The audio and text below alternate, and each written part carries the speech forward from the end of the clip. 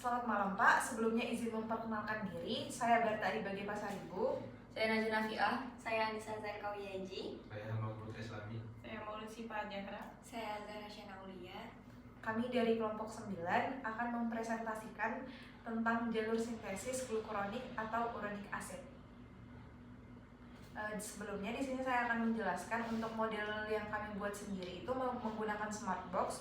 Untuk kelebihan dari Smartbox ini sendiri,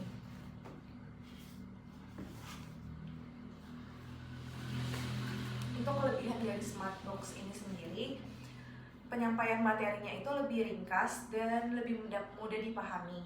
Dan untuk kekurangannya mungkin dari segi efisiensi penggunaan waktu ketika mengerjakan Smartbox ini lumayan lama, dan untuk biaya yang diperlukan juga cukup besar.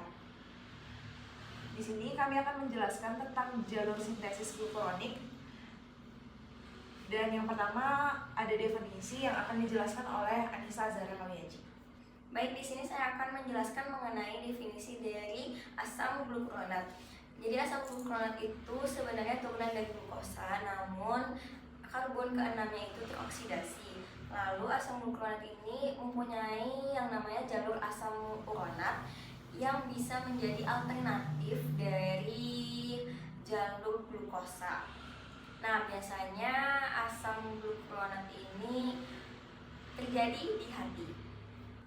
Baik, selanjutnya saya izin menjelaskan tentang proses dari sintesis asam glukuronat. Jadi yang pertama itu konversi glukosa 6 fosfat menjadi glukosa 1 fosfat. Proses ini dimulai dengan glukosa yang pertama kali difosforisasi menjadi glukosa 6 fosfat oleh enzim heksosinase atau glukokinase.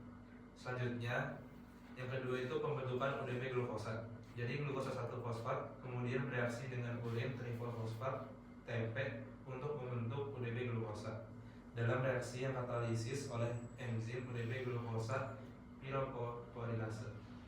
Selanjutnya yang ketiga, reduksi menjadi UDP glukuronat. Jadi UDP glukosa ini kemudian mengalami oksidasi pada posisi karbon 6 oleh enzim UDP glukosa dehidrogenase. Yang selanjutnya sendiri 4, penggunaan UDP glukuronat, yaitu kemudian digunakan dalam berbagai reaksi biokimia, terutama untuk konjugasi dengan senyawa lain seperti obat-obatan, bilirubin ataupun hormon. Dan proses terakhir yaitu penggunaan asam glukuronat dalam detoksifikasi. Salah satu peran utama dari asam glukuronat adalah dalam detoksifikasi tubuh. Asam glukuronat dapat bergabung dengan zat berbahaya seperti metabolit obat untuk membentuk senyawa glukuronida yang lebih mudah dikeluarkan melalui ginjal atau enzim. Baik, Selanjutnya saya akan menjelaskan mengenai fungsi dari asam glukuronat ini. Yang pertama itu ada detoksifikasi. Jadi asam glukuronat ini nantinya akan mengikat zat-zat seperti zat-zat beracun, obat-obatan, dan produk hasil tubuh lainnya yang sulit untuk larut. Nah, setelah diikat nantinya produk-produk tersebut akan mudah larut dan nantinya akan dibuang melalui proses ekskresi seperti berupa urin ataupun empedu. Kenapa proses ini diperlukan? Karena untuk menghindari penumpukan zat beracun di dalam tubuh kita. Selanjutnya itu ada yang namanya metabolisme obat. Jadi asam glukuronat ini nantinya akan mengubah zat-zat seperti obat-obatan itu menjadi zat yang tidak berbahaya dan akan lebih mudah dikeluarkan juga atau dibuang. Asam glukuronat ini berfungsi pada proses ini supaya tidak terjadi overdosis seperti overdosis paracetamol itu yang akan menyebabkan kerusakan pada hati nantinya. Saya izin melanjutkan fungsi dari asam glukuronat lainnya itu 3 sebagai komponen pembentuk jaringan ikat. Salah satu bahan pembentuk dari jaringan ikat adalah glikosaminoglikan. Nah, fungsi glikosaminoglikan ini adalah memberikan kekuatan, kelenturan, dan kelembapan pada jaringan ikat kulit, tulang rawan, dan persendian. Secara spesifiknya yaitu seperti asam hyaluronat membantu menjaga kelembapan kulit dan melenturkan sendi agar tidak kaku. Fungsi lainnya yaitu peran asam glukuronat dalam penyakit. Perubahan dalam metabolisme asam glukuronat itu dapat berkontribusi pada berbagai kesehatan fisik seperti penyakit hati dan gangguan metabolisme.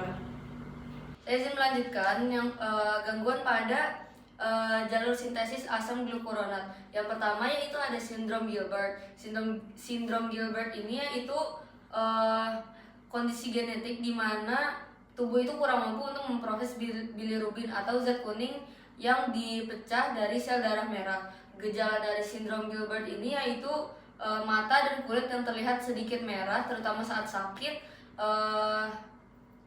atau sedang berpuasa. Kemudian yang kedua itu ada sindrom Crigler-Najjar. Jadi sindrom Crigler-Najjar ini kurang lebih sama seperti sindrom Gilbert, tetapi dia dalam kondisi yang lebih parah. Itu dikarenakan enzim UGT1A1 itu dalam jumlah yang sedikit dalam tubuh. Terus gejala dari sindrom Crigler-Najjar ini yaitu kulit dan mata yang terlihat sangat merah sejak lahir, dan jika tidak ditangani secara serius itu dapat merusak otak. Kemudian yang ketiga itu ada penyakit penyimpanan glikogen tipe 7. Nah, penyakit penyimpanan glikogen tipe 7 ini adalah penyakit genetik langka yang memengaruhi cara tubuh menggunakan glikogen atau cadangan energi. Nah, gejala dari penyakit ini yaitu mudah lelah, nyeri otot, dan kadar gula rendah atau hipoglikemia. Selanjutnya akan dilanjutkan oleh teman saya. Selanjutnya di sini saya akan melanjutkan klinis yang keempat, yaitu keracunan obat. Nah, untuk kondisi keracunan obat sendiri merupakan kondisi di mana tubuh kita itu tidak mampu membuang zat-zat sisa atau obat-obatan yang sisa, sehingga hal tersebut mengganggu sistem tubuh kita bekerja. Nah, untuk penyebabnya sendiri itu disebabkan oleh gangguan pada hati, di mana hati tidak mampu bekerja dengan maksimal. Nah, untuk gejala dari keracunan obat ini bisa bermacam-macam, seperti mual, muntah, maupun pusing ataupun demam. Nah, untuk dampaknya sendiri itu bisa jadi overdosis obat ataupun gagal ginjal. Untuk yang kelima ada gangguan hormonal, di mana terjadi ketidakseimbangan hormon yang ada pada tubuh, seperti hormon estrogen dan androgen.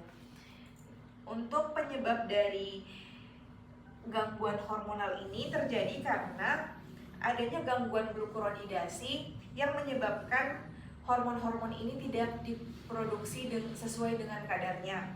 Nah, untuk gejalanya sendiri bisa dilihat dari jerawat yang parah, kemudian untuk perempuan biasanya siklus menstruasinya menjadi tidak teratur, dan gejala kelebihan hormon lainnya. Dan untuk dampaknya bisa dilihat beberapa diantaranya itu menyebabkan endometriosis ataupun tumor non-hormonal. Sekian presentasi yang dapat kami sampaikan. Mohon maaf apabila terdapat kesalahan dalam penyampaian presentasi kami. Sekian dan terima kasih.